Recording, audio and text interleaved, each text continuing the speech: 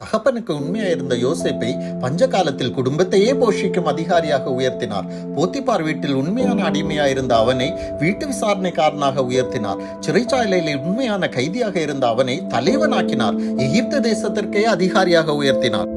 கொஞ்சத்தில் உண்மை உள்ளவனை அநேகத்தின் மேல் அதிகாரியாக்கும் தேவன் இன்று உங்களோடு பேச விரும்புகிறார்.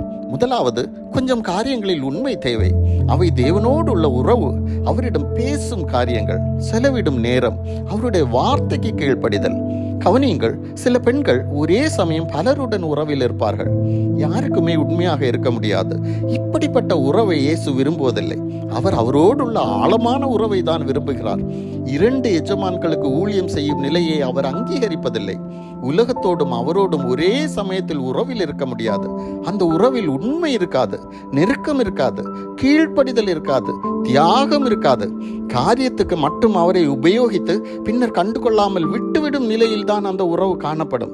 அவரிடத்தில் ஜெபத்தில் பேசும்போது உண்மையான இருதயத்தோடு பேசுவதையே விரும்புகிறார். மாய்மான வசனிப்பை அவர் விரும்புகிறதில்லை. அவருக்கு நம் நாவில் சொல் பிரவாதத்திற்கு முன்பே தெரியும். அவர் உள்ளந்திரியங்களை ஆராய்கிற தேவன். எவ்வளவு பிஸியாக இருந்தாலும் அவரோடு நேரம் செலவிடுவதை நிறுத்தாமல் உண்மையாக இருக்க வேண்டும். வார்த்தைக்கு கீழ்ப்படியும் போது அதை மனதார உண்மையாக செய்வதையே அவர் விரும்புகிறார். பயத்து நிமித்தம் கடமைக்காக செய்வதை அவர் விரும்புகிறதில்லை. அவருக்கு கீழ்ப்படிந்து அவரோடு உள்ள உறவு அன்பின் நிமித்தமாக இருக்க வேண்டும் என்று அவர் விரும்புகிறார். இந்த கொஞ்சம் காரியங்களில் முதலாவது உண்மை தேவை. இரண்டாவது, இந்த உலகத்தில் நிறைவேற்ற நமக்கென்று ஒரு நோக்கத்தை தந்திருக்கிறார். அந்த நோக்கத்தையும் கடமையும் உண்மை முற்றமாக நிறைவேற்ற வேண்டும். மனிதர் பார்வையில் உண்மை போல் காட்டிக்கொள்வது எளிது. அதை தேவன் விரும்பவில்லை.